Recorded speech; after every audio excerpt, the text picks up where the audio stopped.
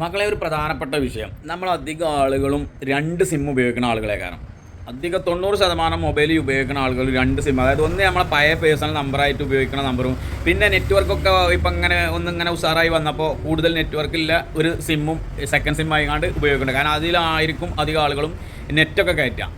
അപ്പോൾ എന്താകും, പഴയ സിം നമ്മളെ പേഴ്സണൽ നമ്പർ വല്ലാതെ മെയിൻറ്റെയിൻ ചെയ്യില്ല, അതിൽ റീചാർജ് ചെയ്യില്ല. അങ്ങനെ അത് ഇൻകമിങ് വരെ കട്ടായി കിടക്കണം. അധികം ആളുകളും നമുക്ക് അറിയുന്ന അധികം ആളുകളുണ്ട്, നമുക്ക് ഇഷ്ടംപോലെ കസ്റ്റമർ വന്നുകൊണ്ട് ഇത് ഇൻകമിങ് ഒക്കെ നിന്നിട്ട് ഒരാഴ്ച കഴിഞ്ഞിട്ടേക്കാരം റീചാർജ് ചെയ്യുക. അപ്പോൾ അത് പല ബുദ്ധിമുട്ടുകളും ഉണ്ടാകുന്നുണ്ട് എന്ന് വേറെ പല എന്താ പറയുക, നമ്മൾ കുറേ ബാങ്കിൽ നമ്പർ കൊടുത്തേക്കും. പേഴ്സണൽ നമ്പറായിട്ട് നമ്മൾ മുമ്പ് കുറേ ഓഫീസുകളിലും മറ്റോ റേഷൻ കാർഡ് പിന്നെ പാസ്പോർട്ട് ഇങ്ങനെ ഓരോ ഓഫീസിലും മറ്റിലും മറിച്ചിലൊക്കെ നമ്മൾ സിം നമ്പർ കൊടുത്തേക്കും. അപ്പോൾ എന്താവും, ഈ നമ്പർ നമ്മൾ മെയിൻറ്റെയിൻ ചെയ്യാതെ പഴയ നമ്പർ മെയിൻറ്റെയിൻ ചെയ്യാതെക്കുമ്പോൾ ഇൻകമിങ് കട്ടായിങ്ങാണ്ട് അതിലേക്ക് പല ആളുകളും വിളിച്ചിട്ട് കിട്ടാത്ത കംപ്ലയിൻ്റ് ഉണ്ടാകും. അപ്പോൾ ഞാനത് പറയാൻ കാരണം അനുഭവത്തിൻ്റെ അടിസ്ഥാനത്തിലാണ്.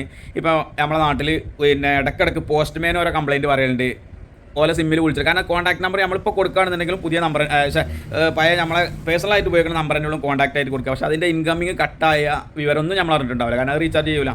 നമുക്ക് നെറ്റും കോളും മറ്റോ മറിച്ചൊക്കെ നമുക്ക് ഉപയോഗിക്കാൻ കഴിയുന്നുണ്ട്. പുതിയ സിമ്മിൽ നമ്മൾ റീചാർജ് ചെയ്തുകൊണ്ട് ഉപയോഗിക്കുന്നുണ്ട്.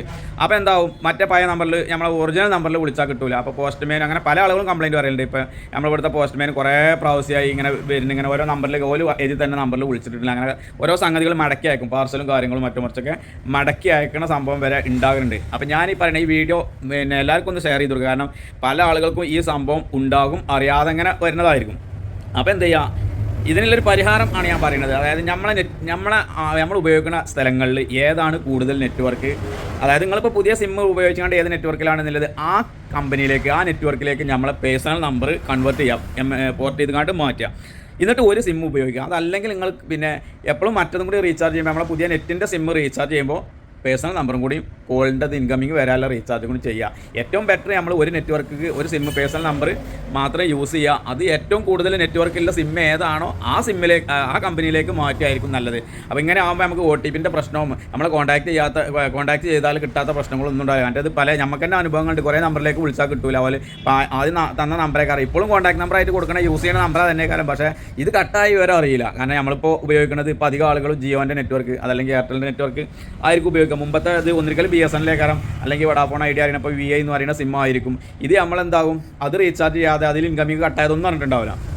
അപ്പോൾ അതിലേക്ക് വിളിച്ചാൽ കിട്ടില്ല. നമ്മൾ പല എമർജൻസി ആവശ്യങ്ങൾക്ക് പോലും വിളിച്ചാൽ കിട്ടാത്ത സാഹചര്യങ്ങൾ. കാരണം അടുത്തറിയുന്ന ആളുകൾക്കൊക്കെ നമ്മൾ പുതിയ നമ്പറുകളൊക്കെ ചിലപ്പോൾ കൊടുത്തിട്ടുണ്ടാവും. പക്ഷെ എന്നാലും ആദ്യം നമ്മൾ കൊടുത്ത കുറേ ആളുകളൊക്കെ ഉണ്ടാവും, കുറേ ഓഫീസുകളുണ്ടാവും, മറ്റുള്ള പല ഗവൺമെൻറ്റിൻ്റെ ബാങ്കിൻ്റെ മറ്റോ മറിച്ച് അങ്ങനത്തെ സംഗതികളൊക്കെ ഉണ്ടാവും. പക്ഷേ അതിലൊക്കെ നമുക്ക് ആവശ്യം വരുമ്പോൾ കോൺടാക്ട് ചെയ്യാൻ കിട്ടാത്ത അവസ്ഥ വരുന്നുണ്ട്. അപ്പോൾ അതുകൊണ്ടാണ് പറയുന്നത്. അപ്പോൾ നിങ്ങൾ ഇങ്ങനത്തെ ആളുകൾ ഇഷ്ടംപോലെ ഉണ്ടാവുണ്ടെങ്കിൽ ഒന്ന് മെൻഷൻ ചെയ്തിട്ട് നിങ്ങൾക്ക് അങ്ങനെ ചെയ്യണമെങ്കിൽ ഒന്ന് മെൻഷൻ ചെയ്തോളി.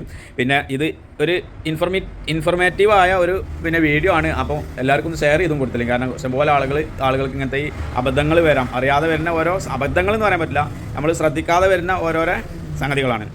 അപ്പോൾ എല്ലാവരും നല്ല നെറ്റ്വർക്കില്ല സിമ്മിലേക്ക് നമ്മളെ പേഴ്സണൽ നമ്പർ മാറ്റുക. എപ്പോഴും പേഴ്സണൽ നമ്പർ എപ്പോഴും അവൈലബിൾ ആക്കാൻ ശ്രമിക്കുക. ഓക്കെ, അപ്പോൾ മാക്സിമം ഈ വീഡിയോ എല്ലാവർക്കും ഒന്ന് ഷെയർ ചെയ്ത് കൊടുക്കുക.